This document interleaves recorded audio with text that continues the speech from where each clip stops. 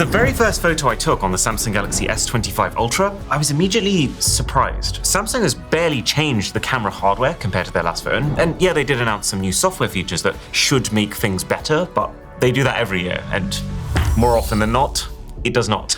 And so seeing that all of a sudden the skin tones look a mile better, and that there is more detail in practically every single part of this image, made me think that there is actually a fighting chance that while the iPhone 16 Pro Max did pretty conclusively beat Samsung last year with 6.5 points to 4.5, that Samsung can come back and take that crown with force. And to find out if it does, let's see how both of these cameras can capture my dream weekend in London. And of course it's raining.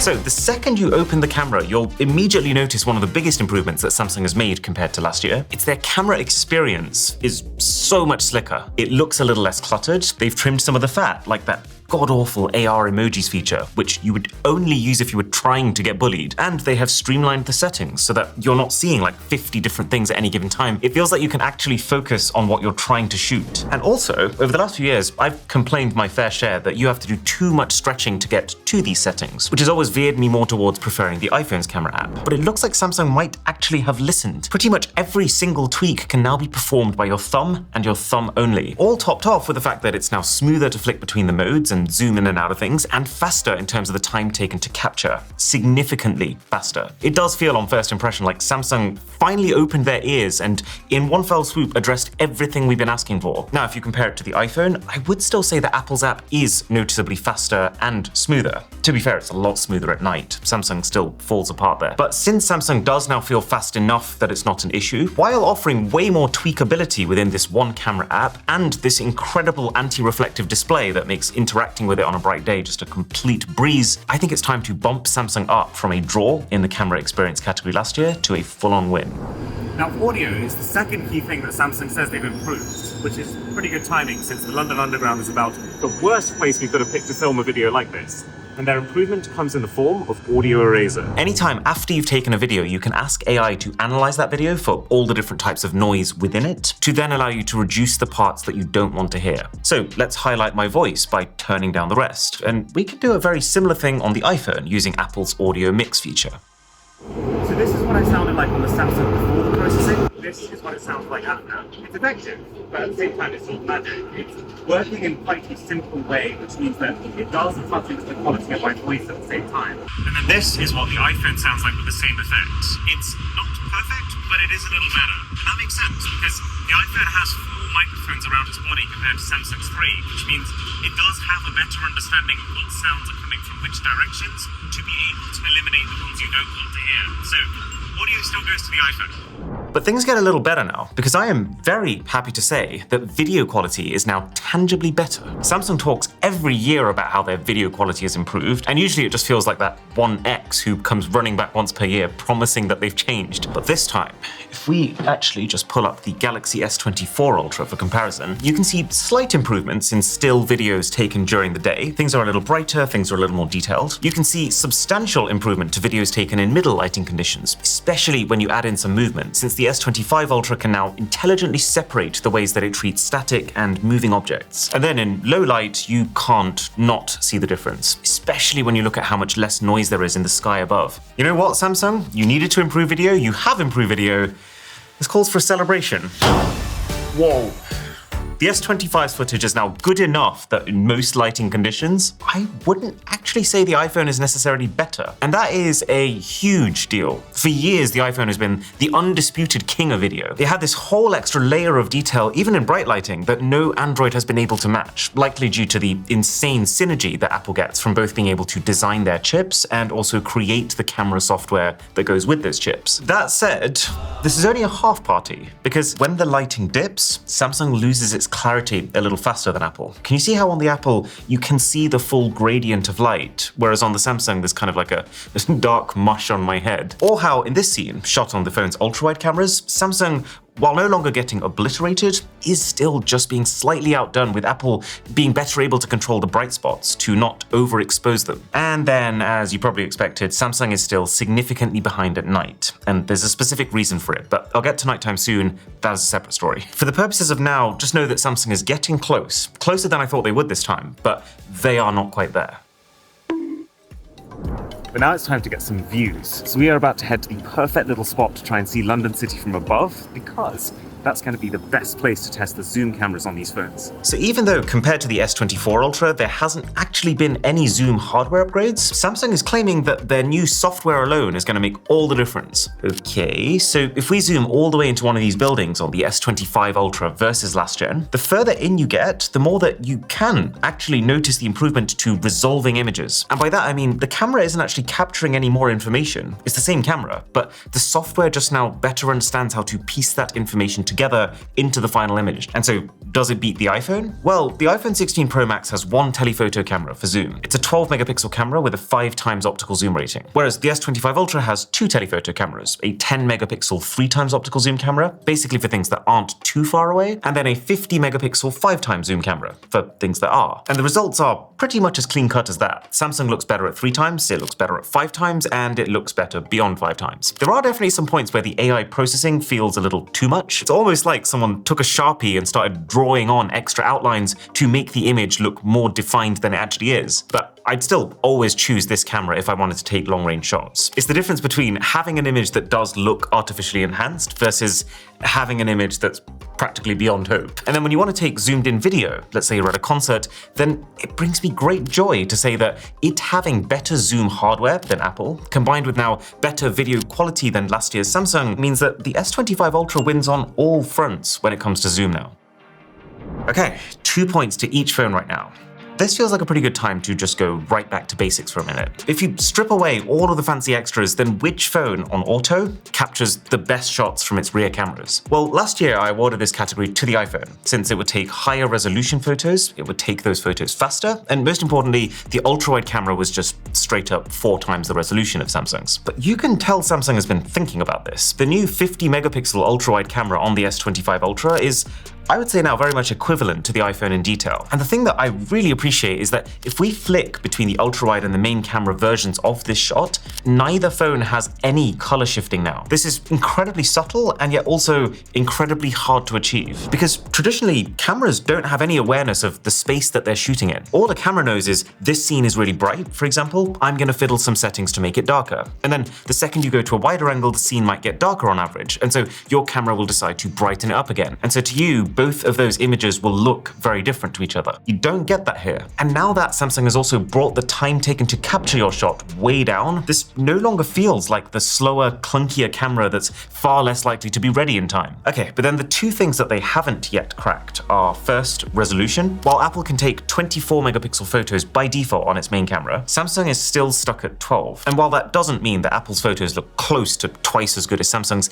they do have the edge if you peek closely. And this isn't like a one-off. I'd say in 90 to 95% of photos taken on default settings auto, as soon as you zoom in, you will encounter some softness on Samsung where Apple is pin sharp still. And then the second part of the equation is storage. The efficiency of the iPhone's file format means that even though it's taking higher resolution shots, it's doing so while only actually consuming about 80% of the storage space of Samsung. And here's the kicker. The iPhone also, by default, within this tiny file size, is capturing live photo data. So that little bit of video just before the shot is taken. Samsung doesn't do this automatically, and if you turn it on, its file size is only going to increase further. So given that in terms of the style of the photos, it's more of a personal preference, and I wouldn't really say that one is consistently better than the other, I'm going to give the photos category on balance to the iPhone. That said, it's not really very close at all after you've taken the shot. The editing suite on Samsung's phone is leagues ahead. While I'm happy to see that Apple has finally introduced Cleanup, their way to remove distractions from your photos, it does just feel like Samsung's generative edit application is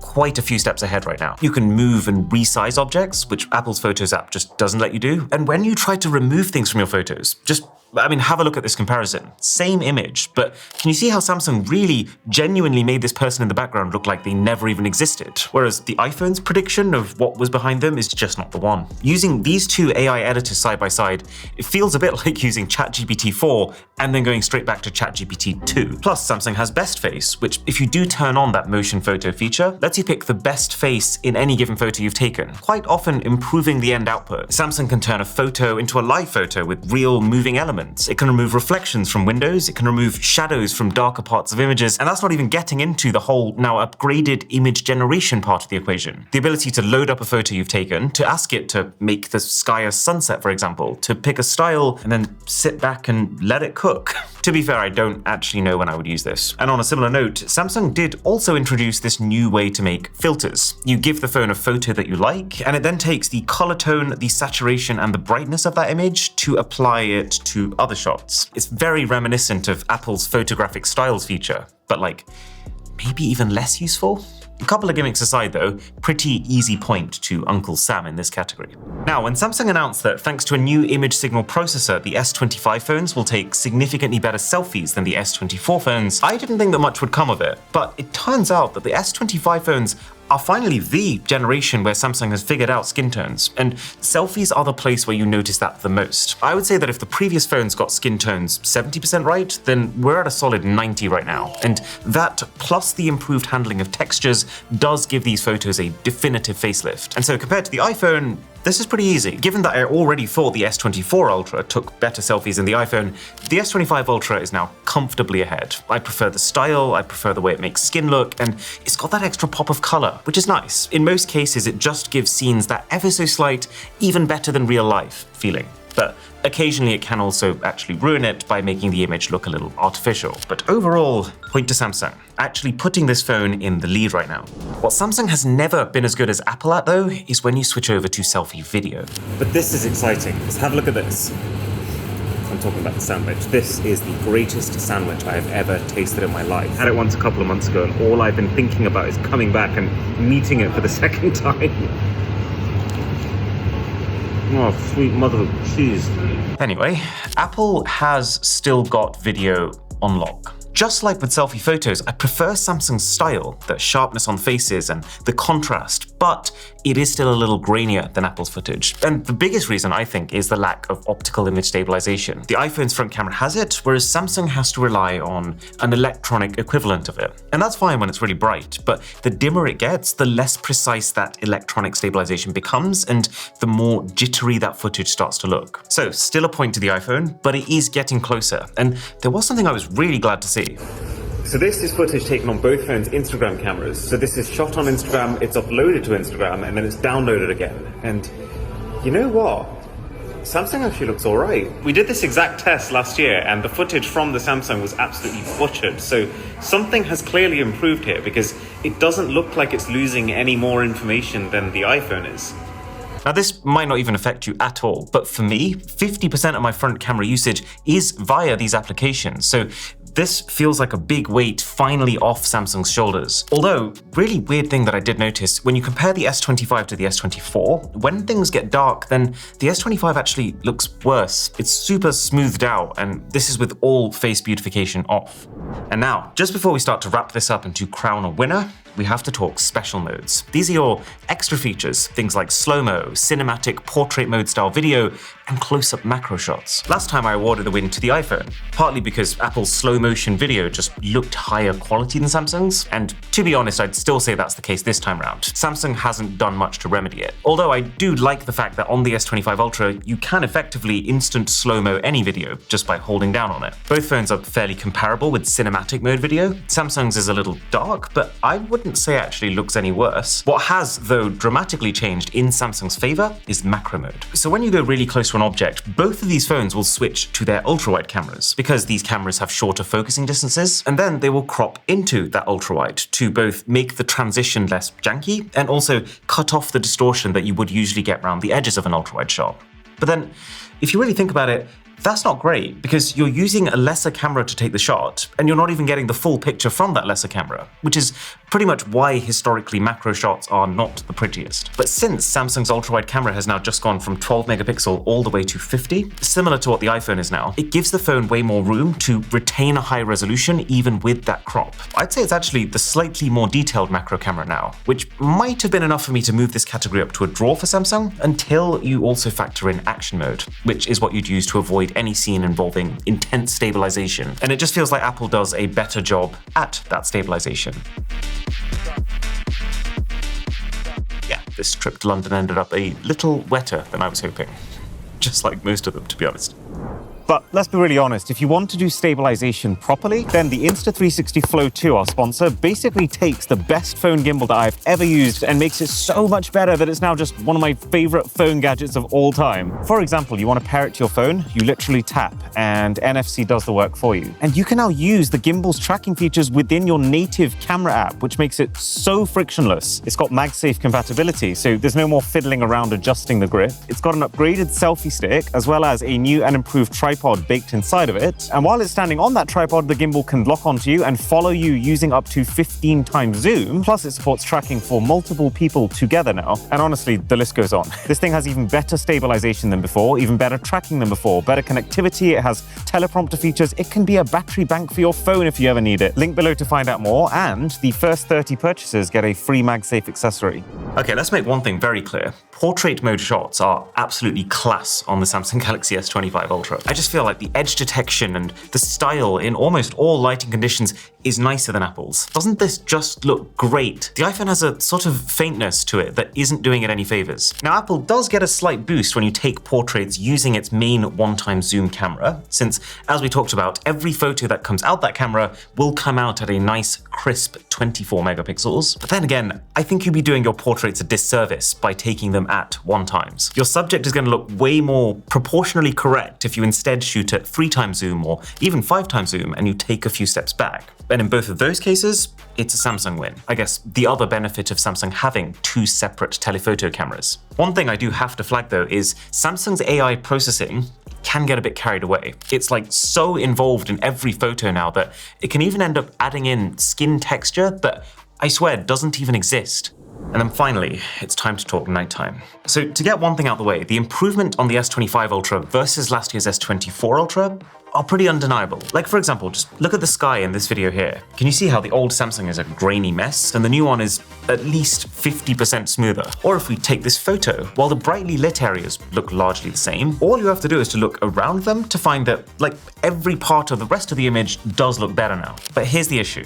Let's pull up the iPhone now for comparison. It feels like the primary technique that the Samsung has been taught to combat its previous graininess is to smooth over it. And while it has absolutely gotten intelligent at doing that, and it can make lots of clips look better than they used to by doing it, it still can't compete with the iPhone like this, whose night videography comes out clean enough in the first place that it doesn't even need that smoothing. This difference means that in low light, while Samsung doesn't look like it's falling apart anymore, it just looks very soft. It's not capturing nearly to the same level of intricacy as Apple's footage. And for the most part, but to a lesser extent, that is true for photos too. Most photos taken in the dark, whether or not the specific night mode has activated, just look slightly muddier on the Samsung. Like just for reference, of the 50 or so test night photos that I took, I only found 2 that I thought Samsung did a better job with. This phone struggles enough at night that even zoom shots, you know, the single category that Samsung very conclusively wins at in most daylit scenarios, when the lights go, Apple often creeps ahead at. And so that leaves us with a score of 5-6 to the iPhone. To be clear, the points aren't everything. Some categories do matter more than others. That said, do I think the iPhone is, on balance, the better camera between the two? I do, slightly. And most of it rests on the fact that while Samsung is improving their video game, they have to do it faster. Thanks for watching, and I'll catch you in the full review.